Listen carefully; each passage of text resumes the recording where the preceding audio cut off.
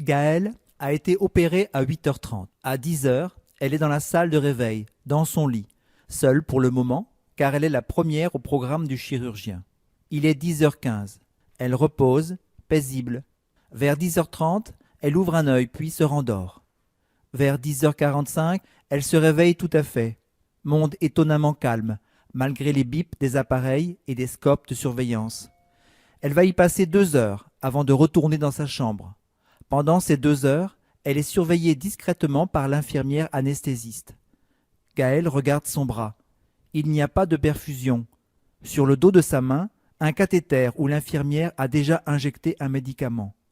Sur ses jambes, des bas, pas très jolis, qui remontent à mi-cuisse. Gaëlle est remontée dans sa chambre. L'infirmière de l'unité l'accueille et la rassure. Tout s'est bien passé. Je n'ai pas de perfusion. Non, ne vous inquiétez pas, c'est le protocole opératoire qui permet de s'en passer. Père opératoire? Oui, Gaëlle, pour raccourcir l'hospitalisation et que vous sortiez demain, l'anesthésiste vous a administré un anti-inflammatoire pendant l'intervention. Et le chirurgien a injecté des antalgiques. Vous avez ici la sonnette pour m'appeler dès que quelque chose ne va pas. Est-ce que vous avez mal? Oui, un peu au milieu du ventre, c'est sourd. Dites-moi, sur une échelle de 0, où vous n'avez pas mal, à 10 où c'est le maximum de la douleur, à combien estimez-vous votre douleur? 4 à 5, je pense, ça fait mal. Je comprends, je vais vous injecter un peu d'antalgique par le cathéter. Je viens vous voir dès que vous sonnez, surtout n'hésitez pas. Sinon, je repasse tout à l'heure.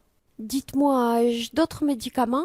Vous aurez 2 injections pour fluidifier le sang et éviter une phlébite, et on verra demain pour vos médicaments habituels. Si vous avez la nausée, on rajoutera un traitement spécifique. Gaëlle se rendort. À midi, on lui apporte un peu de potage et une compote. Mais elle n'en mange qu'une cuillère. Pas faim. Un peu mal. Un peu peur de ce qui va se passer dans son ventre. Le lendemain est celui du départ. Gaëlle est réveillée depuis 6 heures, pas très en forme. L'infirmière passe et s'arrête quelques instants. La fréquence cardiaque est accélérée. 125 battements par minute. L'infirmière prend la tension.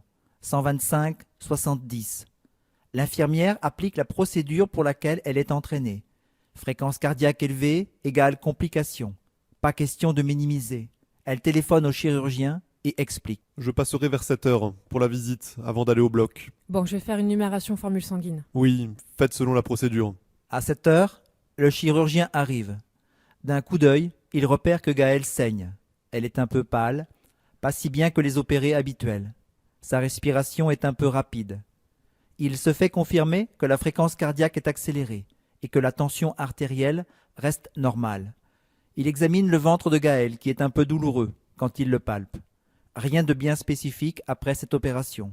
Il demande le résultat de la prise de sang. L'hémoglobine est passée de 13 à 9 grammes par décilitre. Bon, elle a probablement saigné sur l'anastomose.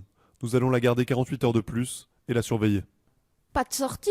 Non, pas aujourd'hui. Rien de grave. Nous allons vous faire un scanner en urgence qui va sans doute confirmer ce saignement, sans épanchement dans le péritoine. Nous allons arrêter le fluidifiant, perfuser du fer et surveiller comme hier. Le plus probablement, vous sortirez après-demain. Je dois laisser Gaëlle à jeun? Oui, et ce jusqu'à nouvel ordre. Pas d'anticoagulant, surveillance habituelle et numération formule sanguine demain matin. Bien, monsieur. Le chirurgien est passé à une autre chambre. L'infirmière passe un moment, à la fin de la visite, avec Gaëlle pour lui expliquer simplement tout cela. Gaëlle sortira 2 jours plus tard, avec tous les rendez-vous organisés pour un an. Après cet épisode compliqué, qui arrive parfois, tout se passe bien.